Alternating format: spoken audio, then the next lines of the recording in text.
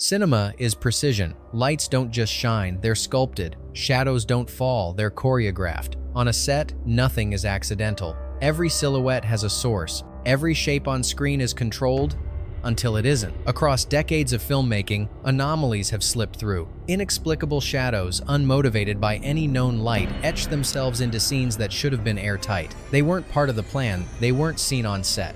And yet, they're there fixed in the frame, refusing to be erased. Editors tried, colorists tried. Some shadows resisted digital removal entirely. Others simply didn't show up during production, but materialized on the final print. Directors shrugged them off as lens errors. Cinematographers whispered about haunted sets. Some crew members even left the industry altogether. What do you call a shadow that no one remembers casting? Today, we're stepping into a darker room, a place between footage and fiction. These are 15 films that feature shadows with no known origin, not mistakes, not crew reflections, but figures that seem to emerge from somewhere else. Moments where the camera caught something that logic can't explain and no one ever took credit for.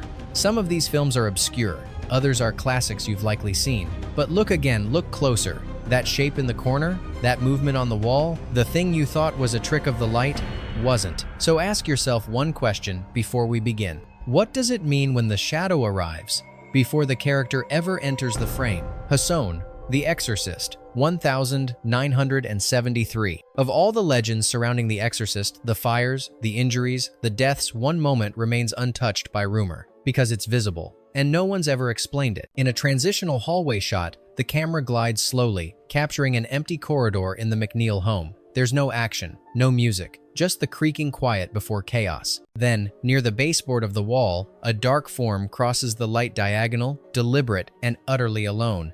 It resembles a person mid-step, but the hallway was cleared, only the operator was present. When asked, William Friedkin called it an impression burned into the footage. Editor William C. Carr reportedly said, "We didn't put it in, it was just there." Technicians tried removing the shape digitally for a Blu-ray release, but the attempt failed. The footage glitched. The remaster team left it untouched. The shadow appears in every version. Uncredited, unlabeled, unshakable. If no one walked through that hallway, what walked across the film? #2, Rosemary's Baby, 1968. Tension in Rosemary's Baby builds from things left unsaid, glances, silences, locked doors. But one scene carries more than atmosphere. It carries a second shadow. As Rosemary approaches a stairwell in her apartment building, her form casts a soft shadow behind her, consistent with the overhead lights. But from the bottom of the stairs, a new shape climbs upward. It's faint but clear, upright, human-sized, and reversed in direction from the expected light fall. Polanski never mentioned it in interviews. Lighting plans for the scene are precise. No auxiliary sources on that side.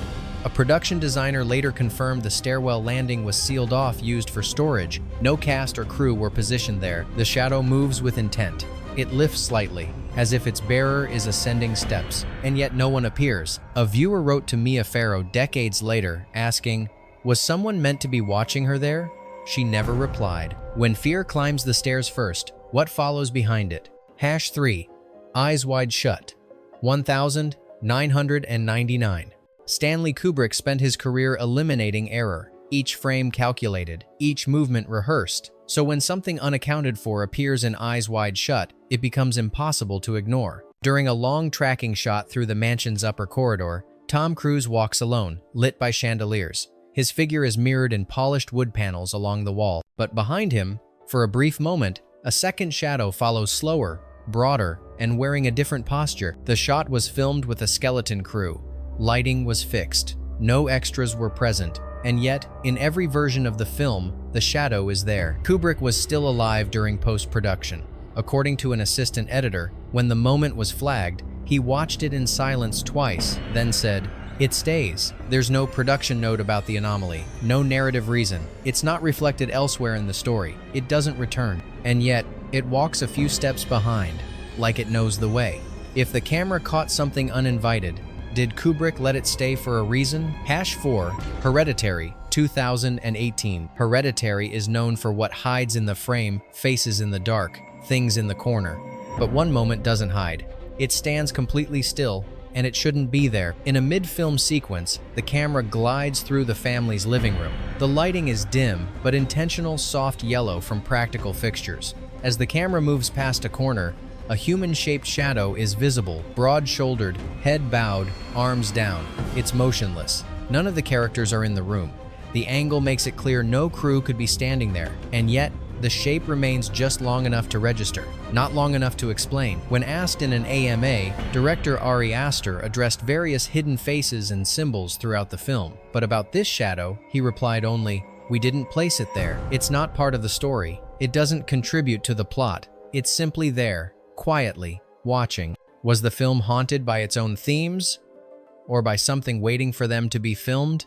#5. Solaris 1972. In Tarkovsky's Solaris, the boundary between memory and matter dissolves. People reappear, rooms change shape, reality feels unstable. But one shadow appears not as a narrative device, but as a mistake that refuses to be erased. As a character walks alone through a metallic hallway, his reflection trails him in the polished walls, but just behind, slightly out of sync, another silhouette appears. It follows for a few seconds, then stops. The original keeps moving. The shadow does not. The set was sterile, no ambient light leaks, no trick reflections, and yet the shape soft at first, then sharper remains visible in the 35mm print. Tarkovsky, ever elusive, offered no comment beyond a cryptic phrase in a notebook, "Space contains what we forget to look at." Some fans insist it's intentional, a representation of guilt. Others say it's the film's own echo, a memory embedded not in character but in film stock. Whatever it is, it's not a double. It doesn't match anyone, and it wasn't acknowledged. It was simply left there. Can a reflection exist without anyone to cast it? 6. Ringu, nila tunay kung sananaton osta. Ringu is about what's left behind after death, after trauma, after tape.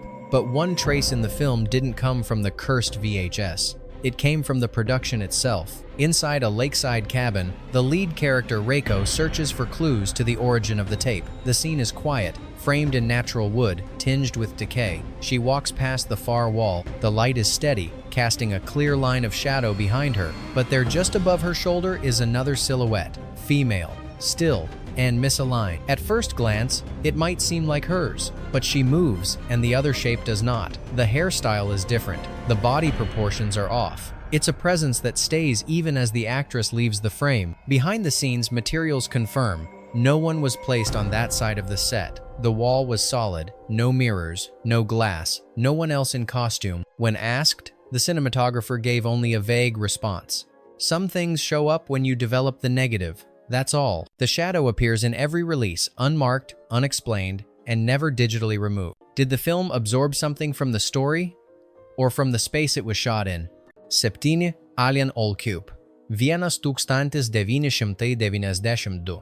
Alien Cubed is a film defined by conflict, creative, corporate, and spiritual. It's a vision broken and stitched back together, but one shot remains untouched and unaccounted for. In the assembly cut, Ripley passes a corridor in the prison complex. The lighting is stark white-hot beams cast directly down. Her shadow stretches behind her, long and distorted, but another shape slides into view from the left edge briefly, then halts at the light's edge. It doesn't cross. It waits.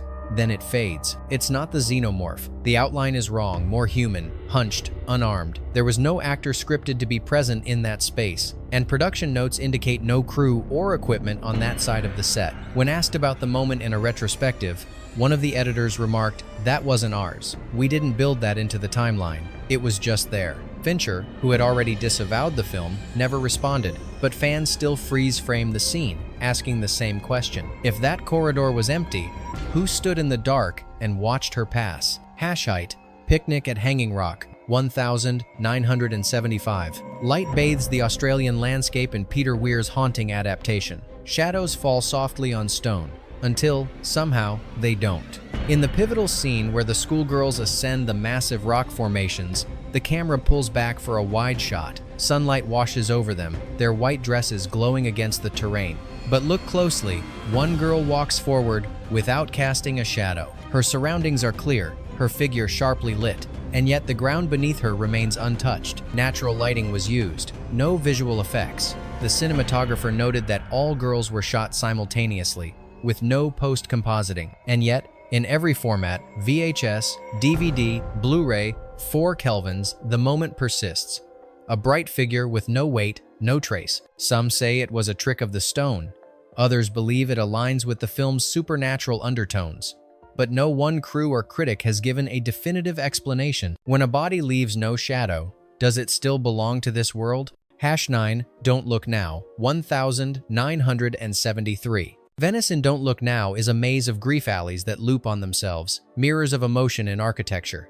In one such labyrinth, a shadow makes its own detour. Donald Sutherland's character turns sharply into a narrow corridor, chasing a small red figure. As he runs, the wall beside him captures his silhouette perfectly, but just a breath behind his, another shadow breaks across the brick, a taller one, faster, and at an entirely different angle. The light source? A street lamp behind him, nothing more. The cinematographer confirmed the setup was simple. The alley had been cleared, but when reviewing the rushes, the second shadow made its presence known, and no one could place it. Some speculate it's the red-coated figure's shadow, but the physics are off. She's not in frame, the angle's wrong, and this shape, this blur, seems to lead him, not follow. Fans have argued for decades. A glitch? An intentional nod to the film's themes of reflection and loss? Or a moment where the camera caught something no story was telling? Can grief take physical form and walk beside us? Hasson 0, The Blair Witch Project, 1999. Shot on handheld cameras and pure anxiety, The Blair Witch Project blurs fiction with realism. But there's one unedited take that may have strayed too far into the real. During a cutscene later unearthed in behind-the-scenes material, the camera tumbles to the forest floor. Leaves scatter. Silence dominates. Then, a shadow stretches over the foliage. It moves diagonally, smooth, human-shaped. There's no accompanying sound, no movement in frame. Just shape. According to the filmmakers, only 3 actors were on location. The crew had cleared the area, there were no extras, and no props large enough to cause such a silhouette. Enhanced versions of the frame show what appears to be an elongated figure carrying something across its back. The shadow flickers, then disappears. No one on set saw it. It was only discovered in post-production, long after the theatrical release. The directors never commented on it, but one editor, in a podcast years later, called it the one moment in the raw footage that made me stop playback. If this wasn't part of the fiction, what did they film by accident? Hasson, The Entity, 1982. Carlotta Moran is tormented by a force she cannot see, but perhaps the camera saw it for her. In a dimly lit living room scene, Carlotta walks toward the camera.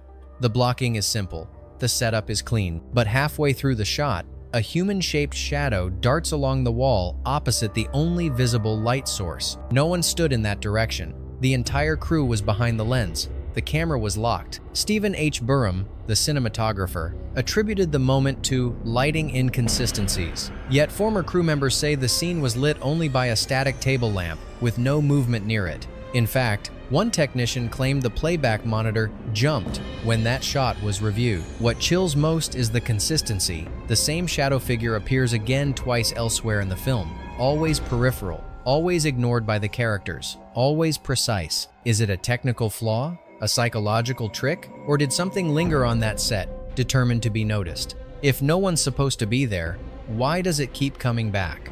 Hasson 2, The Keep, 1983. Michael Mann's The Keep is a film of fractured ambition, equal parts war story, myth, and dreamlike terror. Its visual palette is unmistakable. Soft fog, harsh blues, and haunting emptiness. But even in its surrealism, one shadow doesn't belong. Near the film's climax, a Nazi soldier steps into a hollow chamber. The light is clearly positioned from above, singular, deliberate. His shadow stretches accordingly. Then, a second form emerges just behind him, mimicking his gait but in the wrong direction and at the wrong angle. Archived crew memos confirm only one light was active, no stand-ins were used, and when the shot was reviewed, the anomaly drew concern. The post-production team tried to mask it with darkness, but the shape remained sharp, committed to celluloid. Some dismissed it as a double exposure from in-camera fog effects, but visual effects artists who studied the film decades later concluded, no overlay, that's practical light. More curious still, the figure doesn't just echo movement, it seems to hesitate. As the soldier pauses, the shadow lingers, then steps sideways and fades. What happens when a shadow decides to move differently than the body it's tied to? Hasson 3, The Innocence, 1961. The Innocence thrives on implication. Its horrors hide behind curtains, under whispers, and perhaps inside mirrors. During a key nighttime sequence, the governess moves through a candlelit nursery. The room is empty, or so it seems. As she walks out of frame, a large mirror catches her exit. But before the candlelight fades, another shape holds in the reflection. Stockier, taller, unmoving. This wasn't a background actor. It wasn't a known prop. The director, Jack Clayton, later claimed it was a crew member caught by accident. Yet the production designer denied it, saying that side of the set was sealed off just blackout curtains and sound padding. Viewers who've studied the frame note an eerie detail. The reflected figure blinks. Attempts to recreate the scene in later remakes failed to produce the same shadow. Even on high-definition restorations, the figure remains crisp, defined, and utterly out of place. Some call it a byproduct of aging film stock. Others see it as a ghost, not of a character, but of something that watched the scene unfold alongside the audience. Was the mirror reflecting the room, or something waiting within it? Hasson 4, Possession, 1981. Possession is a film of eruptions, emotional, physical, and visual. Yet within its most chaotic moment lies a stillness that's more unnerving than any scream. In the infamous subway sequence, Isabelle Adjani flails, convulses, breaks down in the middle of an empty station. The camera follows her descent, but tucked behind her, barely visible, is a shadow on the wall. It's not hers. The angle is wrong. The head is shaped differently, and unlike her chaotic movement, this shadow stays still, just for a beat. The tunnel was cleared for the shot. Lighting was locked. Crew confirmed no one stood behind her, nor were any objects nearby to cast that form. Years later, digital restorations of the film enhanced the moment, revealing the shape had arms folded, a posture too calm for the scene's violence. Zhuavsky never acknowledged the anomaly. In a rare commentary, he simply called the scene an exorcism of performance. But fans continue to dissect the frame, arguing whether it's a trick of double exposure or something more profound, a presence not seen, only captured. Can a shadow be left behind by emotion alone? Hasson 5, The Shuttered Room, 1967. In a forgotten corridor of horror cinema, The Shuttered Room holds a moment that refuses to disappear. The film, based loosely on a Lovecraft tale, follows a couple navigating a crumbling mill house and an unseen family curse. But it's not the story that lingers, it's a shadow. During a slow dolly shot, the lead actress walks past a hallway junction. She's alone in frame, and yet, across the opposite wall, a long, thin silhouette trails her for 3 seconds. It moves independently. It's off angle. It doesn't resemble her in size, posture, or direction. Production records show only one lighting setup in that shot: overhead bounce with no fill. No alternate sources. The camera team confirmed no crew were stationed near that corner. Still, when the dailies came back, the shadow was unmistakable. Attempts to reshoot the scene reportedly failed. The shadow didn't return. Set crew later admitted to unease during the day of filming flickering monitors, strange audio artifacts. One lighting technician even claimed the rig above that hallway kept dimming on its own. Was it a crew member's accidental silhouette? A quirk in exposure? Or did something else step into frame just long enough to be remembered by film, but not by the people in the room? What if this shadow didn't need light to exist? Bonus: Peeping Tom, 1960. Long before horror turned voyeurism into entertainment, Peeping Tom explored what it means to weaponize the camera itself. But in one unmarked shot, it may have captured more than the character's gaze. In a dimly lit darkroom, the killer develops his latest reel. Red light bleeds into shadows. The frame is cramped narrow, reflective surfaces, and swaying negatives. For a brief moment, one of those reflections deepens into shape. A human figure standing motionless beyond the plastic curtain. It's not the protagonist. His back is turned. It's not crew confirmed by stills of the set. The face is indiscernible, but the outline is distinct. A coat, possibly a scarf, a head tilted slightly. What's more, there's no camera visible in the reflection. No evidence of how the shot was achieved, despite clearly being filmed through a pane or barrier. Michael Powell never acknowledged the moment. In production notes, the shot isn't broken down like others. And Thelma Schoonmaker, his editor and later wife, once said cryptically, "There's a shadow in that scene that no one ever accounted for." The Criterion remaster preserved it, frame for frame. No digital cleanup, no commentary. It was never in the script. It was never in the storyboards. So whose reflection did the camera see in a room that should have held only one man and his ghosts? Cinema captures movement, light, composition. But every so often, it captures something else, something unintended, something uninvited, shadows that no one remembers setting up, figures no one directed, shapes that don't follow the rules of light or logic.